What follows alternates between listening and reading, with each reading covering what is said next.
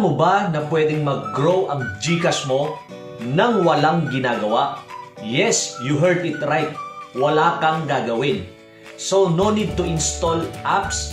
Wala na po ditong invite. At dito guys, literal na wala kang gagawin at mag-grow ang iyong GCash. If you are interested, paano at gusto mong malaman kung paano mag-grow yung GCash mo nang walang ginagawa, ito ay 100% legit.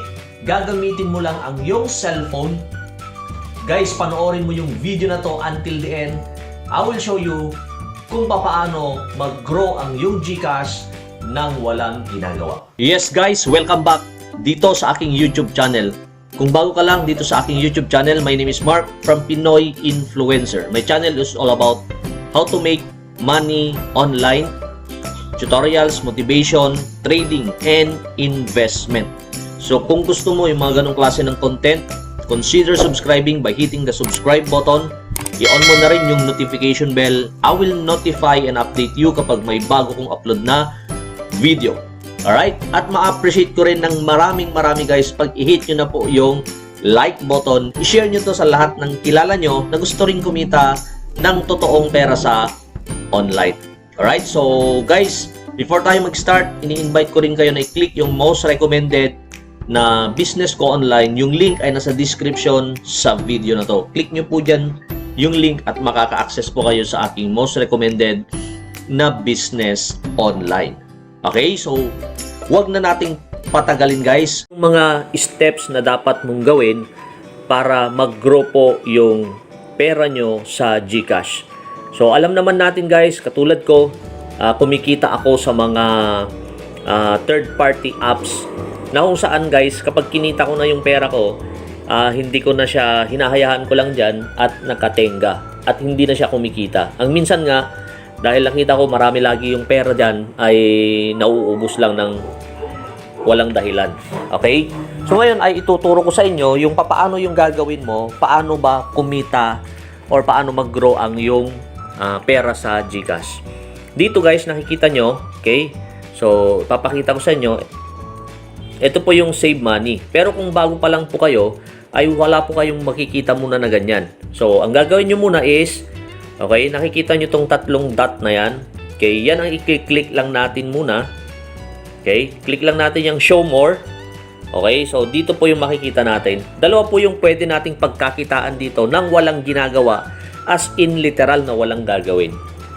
Una, okay, yung pwede nating pagkakitaan ay eto, save money. So, pwede po tayong kumita dyan sa save money at pwede po tayong kumita dito sa invest money. Okay, dito, pwede tayong kumita dyan. So, dalawa yung pwede nating pagkakitaan. So, ipapakita ko sa inyo kung paano yung gagawin nyo. Alright, so dito, start muna tayo dito sa save money. Click lang natin yung save money. Okay, at makikita natin yan sa, eto po yung makikita nyo. So, akin guys, meron akong nakalagay ngayon dyan na savings na 1,857. Instead na nandun sa aking balance, na kung saan kapag nasa balance, minsan, di ba, natutokso kayong ibili na lang kung saan-saan. Okay, so ako, nandito sa savings ko. Alright? So, nakikita natin dito sa, ito po yung nakikita natin. Okay, so, 3.10% annually base interest rate. Yan po yung kita ng pera natin kapag inilagay natin dito sa my savings. Now, paano ba mag-start dito? First, gagawin nyo lang is go to my piggy bank. Okay? Yan po yung gagawin muna natin. Click nyo lang po yung my piggy bank at i-verify po yung account nyo.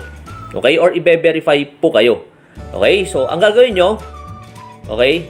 So, ay mag-verify po muna kayo. Click nyo po yung piggy bank at pipicturean nyo po yung ID nyo. Ano yung mga ID na kailangan? Kailangan po ay UMID, pwede po yung driver's license, pwede po yung voters. Click nyo po, picturean nyo po yon, and then after that, kapag okay na, susunod yung face nyo mismo, i-scan nila yung kayo mismo gamit po yung cellphone, and then few minutes lang guys, pwede na po kayong input nyo po pala yung information nyo, at after that, pwede nyo na po few seconds lang guys, pwede na po kayo mag-deposit. Alright? So, ganun lang kasimple guys yung papaano mag-deposit. Now, ang tanong, magkano yung kita ko? So, 3.10%. Kailan ko makukuha? So, i-click lang natin yan. Ito yung parang question. Okay? Your savings account earns 3.10% per annum. Interest rate. Paid out every month. So, every month po yung payout po. You can also get higher interest rates based on promotion from CIMB Bank. Okay? So, ito ay 100% legit, guys. Okay? So, yan po yung isang paraan pwede tayong kumita ng 3.10%. Kesa naman kasi, guys, nandyan lang yung sa account nyo, natutokso kayo. Now, ang ginawa ko para automatic na meron akong na-deposit, clinic ko to, schedule auto deposit.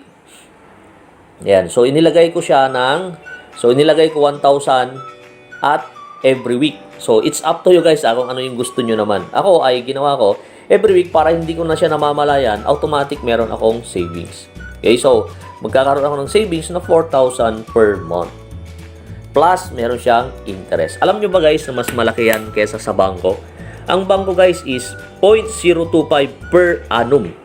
Kung dollar deposit po based on sa BDO, okay, is 0.05 or 0.05 yung interest rate ng pera mo kapag nasa dollar account.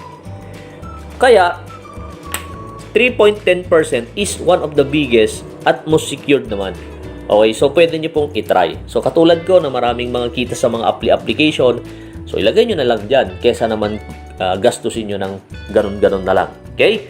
Yan po yung one way. Meron pang second way. Paano mag-deposit? Ito pala. Okay, click nyo lang po yung deposit. Click nyo yung deposit. Ganito lang kasimple. Okay, so di ba yung may balance ka ngayon, 600, lagay mo lang kung magkano yung balance mo. Okay, so 618, then click mo lang yung next, then okay na siya. So mapupunta na siya sa deposit mo. So ganun lang. Second way, okay, para kumita dito sa GCash is walang iba guys kundi dito sa invest money. So meron ako dito, hindi ko siya totoo, hindi ko na alala na meron pala akong nilagay dito. Okay, so meron ako dito 113 pesos. Okay, so kung titingnan nyo guys, yung aking investment is okay, 113 pesos. Ito ay sa Atram. Okay, ito ay isang mutual fund. Okay, so ang maganda dyan, pwede nyo i-view yung investment nyo. I-view natin yung ating investment. Alright? So, view details. So, Atram sa Atram. Okay, hindi ka na kailangang pumunta sa kanilang website. Okay, so, eto guys naman ay hindi siya malaki. Sobrang liit din siya. Yan, eto guys. Atram Peso Money Market Fund. Yan yung pinili ko. At ito lang yung available nila nun. Sa sinubukan ko lang siya. Dito guys, pwede po tayo minimum investment po na 50 pesos. At, okay, 1 year return is 1.06%. So, wala ka nang gagawin. Okay? Wala namang expenses. So, ngayon, kung gusto mo naman mag-invest dyan, pagka-click mo yon, click mo lang tong subscribe. Okay? So, dito ilalagay mo na. Halimbawa, so ipapakita ko sa inyo, magde-deposit tayo ngayon ng 100 pesos. Okay? So, standard order processing time is 1 to 2 business days after placement. Click lang natin yung next. Okay? At yun guys, made-deposit na sa aking. So, ito lang. Click lang natin yan. So, ito po yung units na mabibili ng 100 pesos. 0.9 units. So, click lang natin yan. Okay, so mababasahin lang natin yung agreement. Okay, so basahin nyo lang konti yung agreement and then click confirm. So, para magawa yan, okay na siya. Then, i-X nyo na siya. Pwede na yan. Okay, then, confirm lang natin. At nakapag-deposit na tayo dito sa Atram. Alright, so ganun lang kadali guys. Dito, alam nyo guys, kung nag-save po kayo at tuloy-tuloy, hindi nyo mamamalayan guys, yung pera nyo kumikita na siya. Okay, katulad ko ng mga maraming nilalaro natin yung confirm.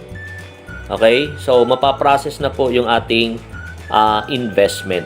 Okay, so ang maganda dito guys, nasa CIMB Bank yung ating kita or yung ating pera. Alright, so nakikita naman natin lagi yung ating kita dito sa so guys, ganito po pala yung makikita nyo. Okay, so ito po yung invest nyo. Makikita nyo yung invest nyo. Okay, payment. So ito yung pangalan. Okay, and then mayroon pa sila ulit. Makikita na ito. So, ito po yung mababasa nyo kapag nag-invest kayo doon. We have received subscription, fund name, Atram Peso Money Market, 100 pesos, 0.90 units. Okay, indicative is 110.02. Okay, transaction reference. So, ganun lang siya guys. Okay, so balik tayo dun sa ating... Guys, kung makikita nyo yung balance natin, so nabawasan na siya. Alright, so ang maganda dyan, okay, so balik tayo dito sa... So, eto pala guys, once naka-register kayo, makikita nyo na yung save money dito. Okay, yan. So, para mag-withdraw pala, ganito lang din. Anytime guys, pwede nating i-withdraw yan. Anytime, pwede tayong mag-withdraw. Click mo lang yung withdraw. Lagay mo yung amount. Okay, so 1857. Click mo yung next. And then, pwede nyo na pong i-withdraw. Okay? So, ganun lang kadali guys. Saving and transaction limit. Withdrawals are part of your GCash transaction limits. If you exceed the limit, it may take some time to return your funds to your account. So, kasama na po yung limits nyo dyan. Okay? So, ganun lang guys yung pwedeng pagkakitaan dito sa, or para mag-grow yung kita natin or yung pera natin sa GCash. So, dalawa lang po. Save money and invest. Alright? So, kaya lang guys, baka sabihin mo sa akin, Mark, napakaliit naman yung bagay na yan. Okay? Napakaliit naman yung pwede kong kitain dyan. Gusto ko yung malaki. Okay, so ganito yun guys. Meron akong ilalagay dyan sa, nakikita nyo yung I button dyan. Okay, sa left side, sa taas, makikita nyo yung I button dyan. Pwede nyo pong i-click yan. Kikita po kayo ng 19%. Alright? In just 4 to 5 hours. 19%. O kaya, click mo yung link dyan sa description. Mapapanood nyo yung papaano ako kumita or papaano palaguin yung pera nyo. Okay? 19% in just 4 to 5 hours. Kung gusto nyo yung malaki. Okay? Kung ngayon, kung gusto nyo yung ganito, pwede rin yung GCash. Okay? So, ito lang yung aking may share for today. Sana guys, nagustuhan nyo yung aking video. Thanks for watching and see you on my next YouTube video. Thanks and bye-bye.